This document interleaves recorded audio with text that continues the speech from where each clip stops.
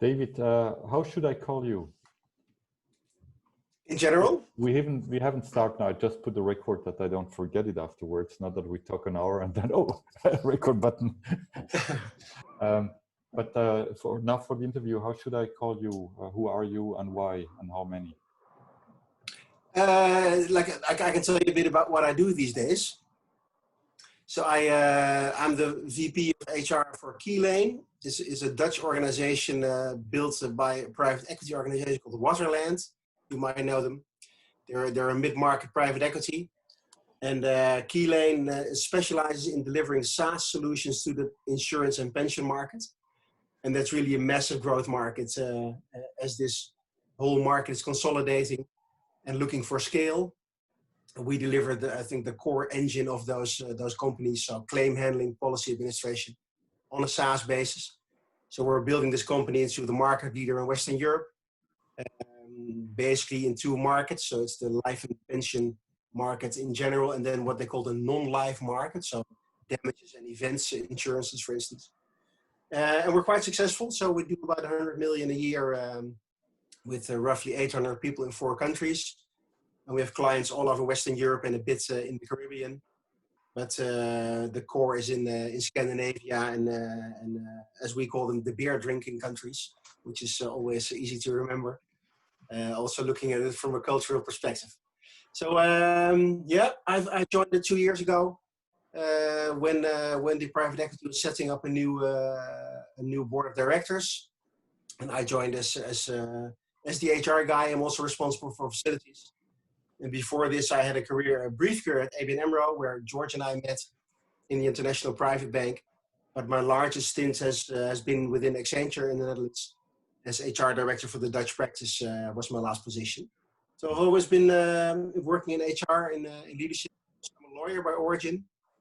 And lawyers somehow seem to find their way into HR. And that I always understand that, because it's always about how do you make it work? A society, a penal system, but also a company. It's about making agreements and having people do something that is allowed or not, or stimulated or not. So there's a big analogy between the law and studying law and working in HR always. So yeah, I like it a lot.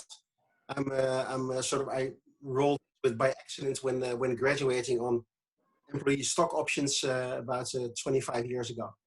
And then I met people who had HR director on their business card, and I had no idea what that was. I was like, what does HR stand for? Was my first question to one of those guys. And I've been fascinated by it ever since. So yeah, I don't think I'll ever do something else. It's always, I was just smiling a little bit when you said we have a life business and a non-life business. Yeah, exactly. Yes, non-life business. I had to get used to that as well. I thought, yeah, there must be another way to describe it, but there's not. They really call it non-life, which is, yeah, a bit of a downer, but it's a huge market. And you know what is funny also? You're right. A lot of HR guys do have a lawyer background. Or, yeah. Yeah.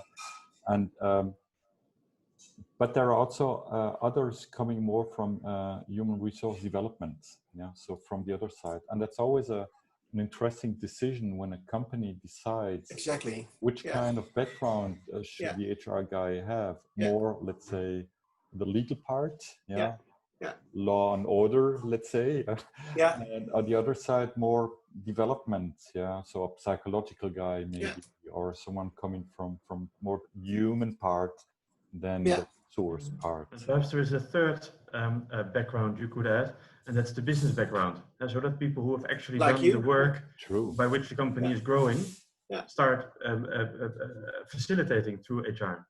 Exactly, and you know that's what when I'm looking what the biggest issue or problem HR guys do have sometimes is that they're not connected to the business. Yeah. I know HR guys, you could put them today at Siemens, tomorrow at Coca-Cola, then to a bank or whatever. They don't care. They say, I have a functional business, which is the same independently of the company.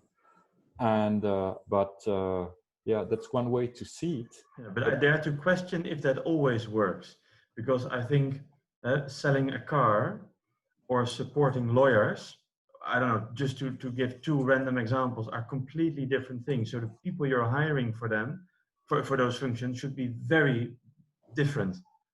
Correct. But yeah, fully believe that. I really don't believe in people hopping businesses, because you really have to understand what it's about, and you have to be able to walk the floors, understand how things should be organized, and well, etc.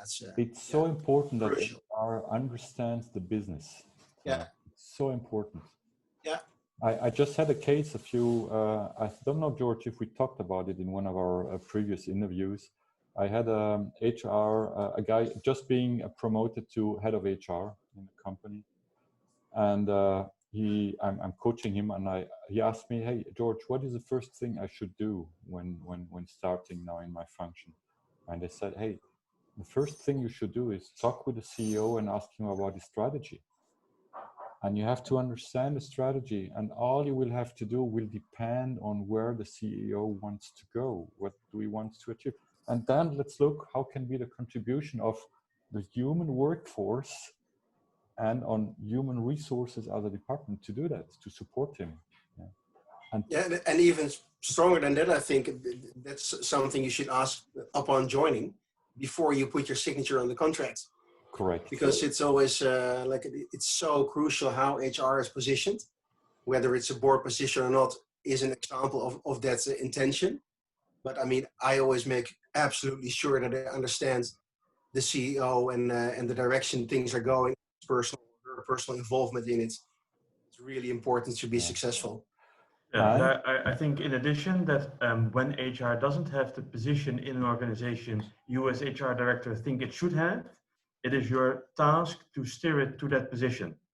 Yes. Yeah. And it's interesting now looking at us three. So you, David, more coming from, let's say, okay, you are business, of course, I understand it, but more from a background of lawyer. George, more coming from the business, so looking on HR fully from business, and me with my psychological background coming more from the human resource development part. So it's interesting that we have all good mix views on HR here in this small interview.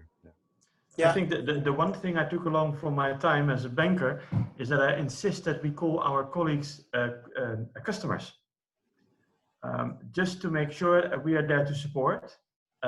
But sometimes to a customer, you also should say every now and then no.